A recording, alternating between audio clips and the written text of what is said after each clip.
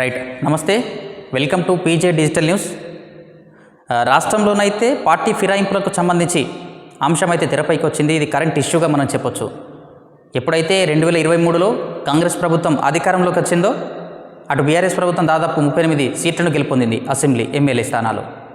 So BRS నుంచి అధికార పార్టీలోకి దాదాపు 10 మంది ఎమ్మెల్యేలు కూడా పార్టీలు ఫిరాయించారు. ఈ నేపథ్యంలోనే ఈ పార్టీ ఫిరాయింపుల అంశం అయితే తెరపైకి వచ్చింది.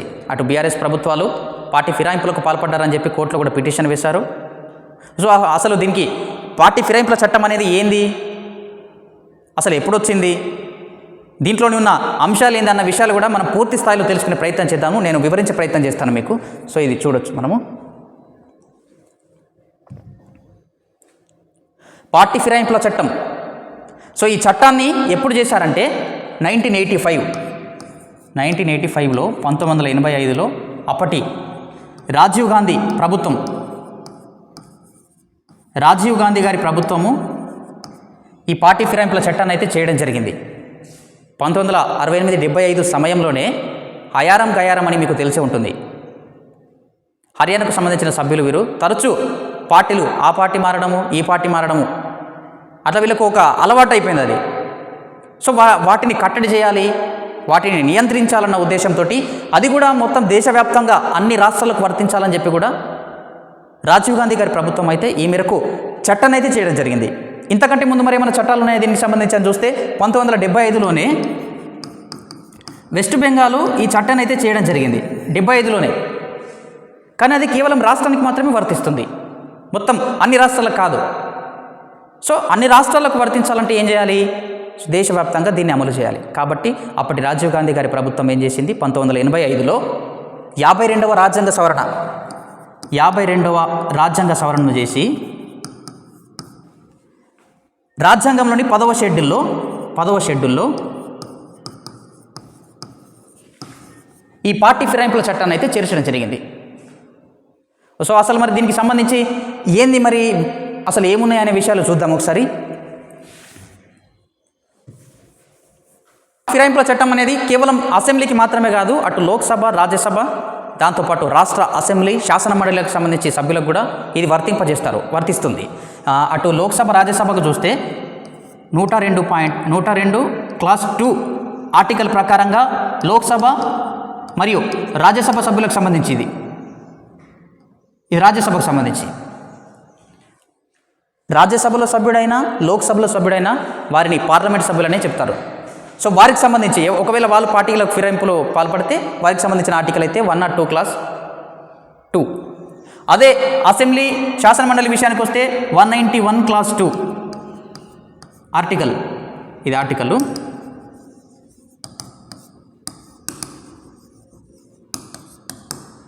191 క్లాస్ 2లో రాష్ట్ర అసెంబ్లీకి సంబంధించి ఎమ్మెల్యే, శాసన మండలికి సంబంధించి ఎమ్మెల్సీ. సో వీరి విషయంలో అయితే పార్టీ ఫిరాయింపులు పాల్పడితే ఏ విధంగా చర్యలు తీసుకోవచ్చు అన్న విషయాలు అయితే చెప్తారు. సో ఇంకోటి చూసుకుందాం మనము. ఇందులో అసలు కొన్ని కీలకమైన పదజాలం ఉంటుంది, దాన్ని వివరించే ప్రయత్నం చేద్దాం. ఇందులో 3 కీలక పదాలు ఉంటాయి, అవి ఏంటో చూద్దాం. Carpet crossing. రెండవది ఫ్లోర్ క్రాసింగ్.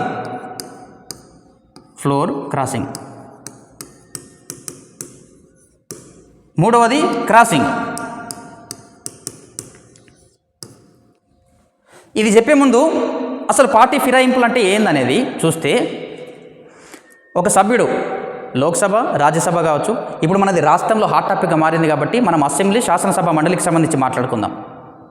సో అసెంబ్లీలో సభ్యత్వం పొందిన వ్యక్తి లేదా శాసన మండలిలో సభ్యత్వం పొందిన వ్యక్తి ఏ పార్టీ నుంచి అయితే గెలుపొందాడు, ఒక పార్టీ నుంచి పలానా పార్టీ నుంచి గెలుపొందారు, బీఫామ్ తీసుకుని గెలుపొందిన తర్వాత ఆయనకు నచ్చక లేదా కొన్ని పదవుల ఆశతోటి స్వలాభం, స్వార్థం ఏమైనా చెప్పుకోవచ్చు, కొన్ని కారణాల వల్ల ఆయన పార్టీలు మారిండు అనుకో, అంటే ఇంటిమేషన్ ఇవ్వకుండా సంబంధిత పార్టీ నుంచి గెలిచిండు. ఇప్పుడు బీఆర్ఎస్ పార్టీ నుంచి గెలిచారు, బీఆర్ఎస్ పార్టీకి ఇలాంటి సమాచారం ఇవ్వకుండా వేరే పార్టీలోకి జంప్ అయితే అది పార్టీ ఫిరాయింపులుగా చెప్పబడుతుంది. సో అట్లాంటప్పుడు ఈ విషయాల్ని స్పీకర్కు ఫిర్యాదు చేయొచ్చు. ఎవరు, ఇప్పుడు బీఆర్ఎస్ పార్టీ నుంచి పార్టీల ఫిరాయింపులకు పాల్పడితే ప్రభుత్వ వైపు కానీ అక్కడ బీఆర్ఎస్ ప్రధాన నేతలు కానీ స్పీకర్కి అయితే ఫిర్యాదు చేయొచ్చు, స్పీకర్కి అయితే విస్తృత అధికారులు అయితే ఇచ్చారు. సో ఇప్పుడు చూద్దాం కార్పెట్ క్రాసింగ్ అంటే ఏందనేది. ఇది రూలింగ్ టు ఆపోజిషన్. మీకు సింపుల్గా అర్థమయ్యే విధంగా చెప్తాను నేను. రూలింగ్ టు ఆపోజిషన్ అంటే ఏం లేదు, రూలింగ్ అధికారంలో ఉన్న పార్టీ నుంచి ఆపోజిషన్ పార్టీలోకి మారడం, ప్రతిపక్ష పార్టీలోకి మారడం. అధికారంలో గెలిచి అధికారంలో ఉన్న పార్టీ నుంచి సభ్యత్వం పొంది గెలిచి కొన్ని కారణాల వల్ల ఆపోజిషన్ పార్టీలోకి మారితే దాన్ని కార్పెట్ క్రాసింగ్ అంటారు. అర్థమైందా? దాని తర్వాత ఫ్లోర్ క్రాసింగ్ చూడొచ్చు. ఇది సింపుల్, దీన్ని ఇటు దాన్ని ఇటు తెప్పిస్తే ఆపోజిషన్ టు రూలింగ్. సో ఇప్పుడు జరుగుతున్న పరిస్థితులు అయితే ఇదే అని చెప్పుకోవచ్చు మనము. ఫ్లోర్ క్రాసింగ్ ప్రతిపక్ష పార్టీ నుంచి అధికార పక్ష పార్టీలోకి మారడం, ఎట్లాంటి సమాచారం ఇవ్వకుండా మారడం. అదేవిధంగా క్రాసింగ్ అని చూస్తే opposition to another opposition, opposition to another opposition, another opposition అంటే ఏం లేదు. కాంగ్రెస్ ఇప్పుడు బీఆర్ఎస్ ప్రతిపక్షము, బీజేపీ ప్రతిపక్షము. ఇప్పుడు బీజేపీ నుంచి బీఆర్ఎస్లోకి వెళ్ళడం లేదా బీఆర్ఎస్ నుంచి బీజేపీకి రావడం అంటే రెండు ప్రతిపక్ష పార్టీలలో ఫిరాయింపులకు పాల్పడడం. ఇది క్రాసింగ్కి సంబంధించి. సో అర్థమైందా మీకు? ఇది రూలింగ్ కార్పెట్ క్రాసింగ్ అంటే ఏం లేదు, అధికార పార్టీ నుంచి ప్రతిపక్ష పార్టీలకు జంప్ అవ్వడము. ఫ్లోర్ క్రాసింగ్ అంటే ప్రతిపక్ష పార్టీ నుంచి అధికార పార్టీకి జంప్ అవ్వడము. క్రాసింగ్ అంటే ఆపోజిషన్ టు అనదర్ ఆపోజిషన్, ప్రతిపక్షం నుంచే మరో ప్రతిపక్షానికి. సో ఇలా 3 పదజాలాలు అయితే చూసాం మనము. మరి స్పీకర్కు ఈ విషయంలో ఏం అధికారాలు ఉంటాయి? అసలు పార్టీ ఫిరాయింపులకు పాల్పడితే మనం ఎవరికి ఫిర్యాదు చేయాలి మరి అనే విషయాలు చూస్తే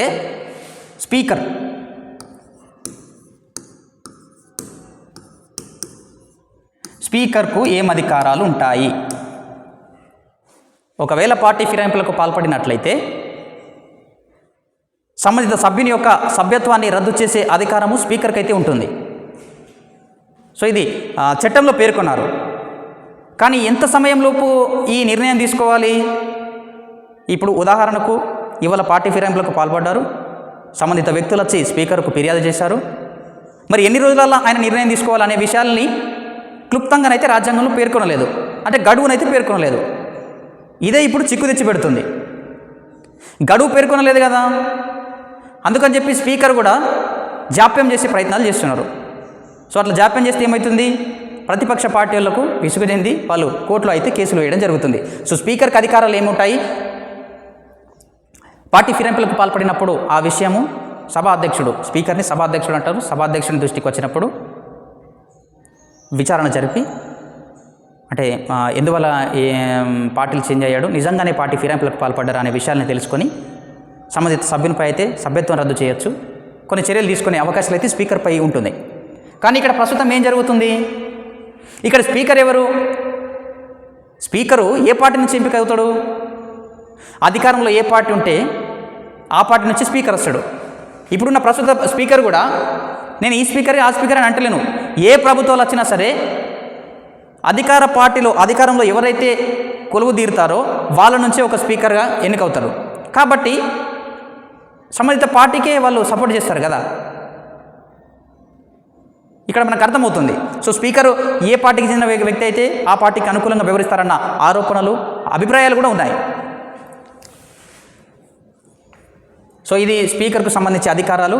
సో ఈ విషయం అయితే మళ్ళీ ఇంకొక విషయం కూడా ఏంటంటే, మరి స్పీకరు ఈ విధంగా నిర్ణయాలు లేట్ చేయడము ఇవన్నీ చేస్తే మరి అసలు చట్టం ఎందుకు చేసినట్టు? ఈ పార్టీ ఫిరాయింపులు మరి అసలు ఎట్లా కట్టడి చేయొచ్చు మరి ఈ విధంగా లేకపోతే? అయితే దీంట్లో ఇంకొక విషయం కూడా చూడొచ్చు మనము. ఒకవేళ స్పీకర్ అధికారాలు దుర్వినియోగము లేదంటే జాప్యము, అసలు దుర్వినియోగానికి పాల్పడుతున్నారు అన్న విషయాలు ఒకవేళ తెరపైకి వస్తే ఇది స్పీకర్ పదవిని న్యాయ సమీక్షకు గురి చేయవచ్చు అని చెప్పి కూడా మనకు కిహోటో జులూచి అనే కేసులో, కిహోటో, ఈ కేసు కొంచెం డిఫరెన్స్గా ఉంటుంది, కిహోటో జులూచి, ఈ కేసు 1993లో సుప్రీంకోర్టు ఏం చెప్పిందంటే, ఒకవేళ స్పీకర్ అధికారాలను దుర్వినియోగానికి వినియోగిస్తే స్పీకర్ యొక్క అధికారాలు కూడా న్యాయ సమీక్షకు గురవుతాయని చెప్పి కూడా ఈ కేసులోనైతే సుప్రీంకోర్టు తెలపడం జరిగింది. సో ఇది పార్టీ ఫిరాయింపులకు సంబంధించి. ఇందులోంచి మినహాయింపులు ఎవరెవరికి ఉంటాయి మరి, అంటే ఈ చట్టం ఎవరికి వర్తించదు అన్న విషయం చూద్దాం ఒకసారి. మినహాయింపులు చూద్దాం ఒకసారి మనం. మినహాయింపులు ఎవరికి మినహాయింపులు ఉంటాయి ఇందులోంచి అంటే, నామినేటెడ్ సభ్యులు, నామినేటెడ్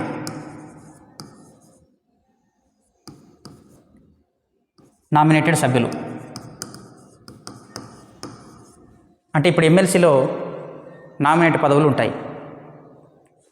నామినేట్ అయిన పదవులలో వారికి ఈ మినహాయింపులు ఉంటాయి. అది కూడా ఇప్పుడు ఒకవేళ నామినేట్ అయిన పదవి 6 నెలలు గడిచిందనుకో, నువ్వు నామినేట్ కాబడినవు 6 నెలలు పూర్తయిన తర్వాతనే నువ్వు ఒకవేళ పార్టీ చేంజ్ అవుతావు అనుకుంటే అవ్వచ్చు, నీకు ఇది మినహాయింపు ఇస్తుంది. ఎప్పుడు అది 6 నెలల తర్వాత, నువ్వు నామినేట్ అయిన 6 నెలల తర్వాతనే నువ్వు పార్టీలు చేంజ్ అవ్వడానికి అవకాశాలు అయితే ఉంటాయి. సో ఇది నామినేటెడ్ పదవులకు సంబంధించి. నెక్స్ట్ ఇంకోటి ఇండిపెండెంట్ అంటే స్వతంత్ర అభ్యర్థి.